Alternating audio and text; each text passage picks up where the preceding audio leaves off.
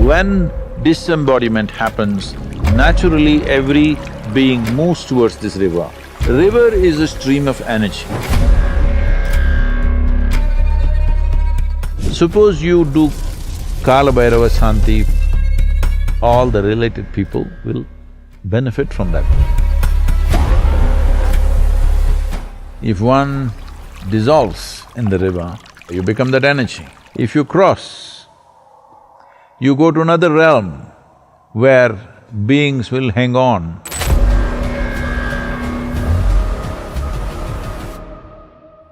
See, in my personal experience, when you leave the body,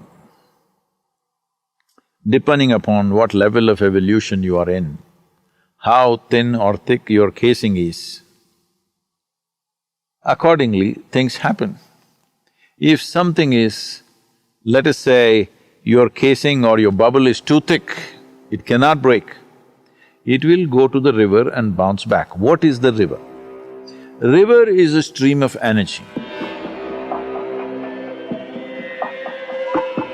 A kind of energy which is neither life nor death, but a completely different kind of energy, which, for lack of words, we can say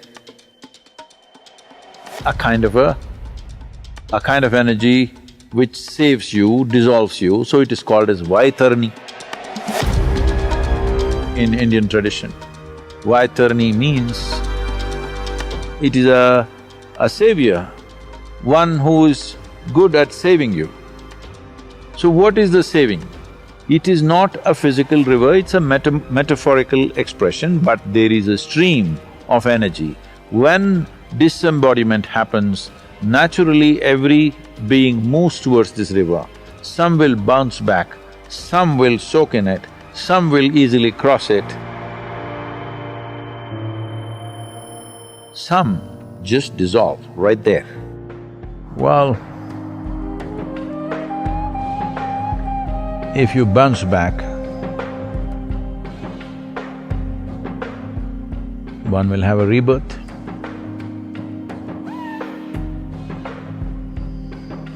If one dissolves in the river, you become that energy.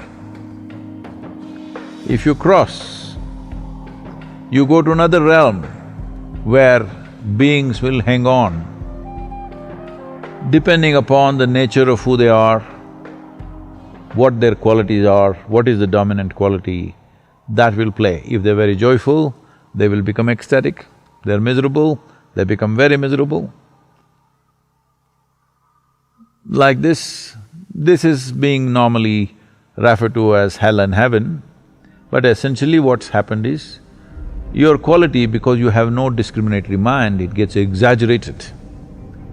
So if somebody crossed the river or somebody bounced back, these two people you can help. If they have bounced back or if they've still not crossed the river, let's not say bounce back, they've still not crossed the river, now you do Kalabhairava Karma.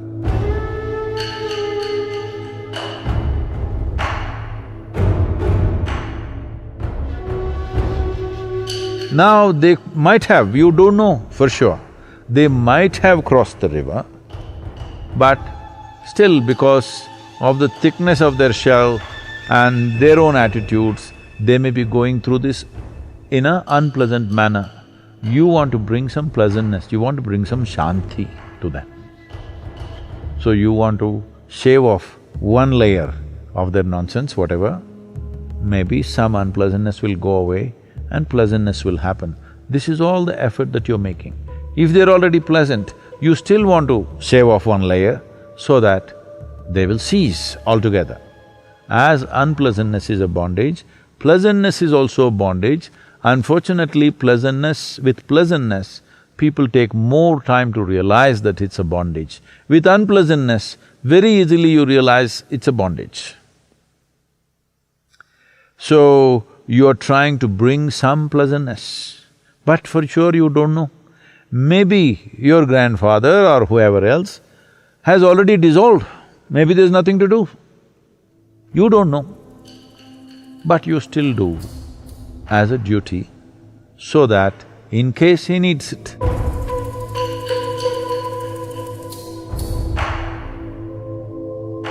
In case somebody else… See, this is… once you do this work, this is not only individual, because there is a certain runanubandha which connects people. Suppose you do Kalabhairava Shanti for your grandfather.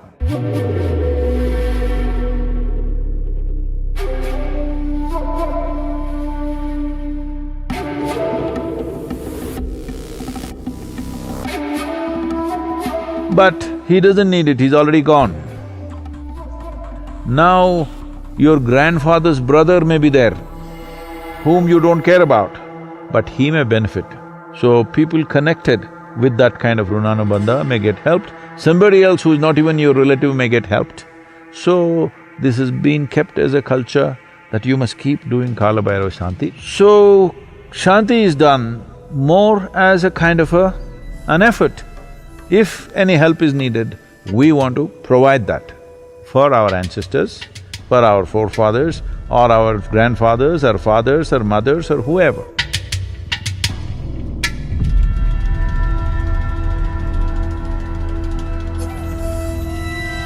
It doesn't matter whether your ancestors are hanging around there or not, we don't know. Maybe they've dissolved, maybe they've attained to mukti, maybe they're come back and reborn and again, it doesn't matter what, you keep doing it so that all the related people will benefit from that. Pitru Paksha means… Pitru means doesn't just mean your father or your grandfather. Everybody who is the source of our existence is our Pitru.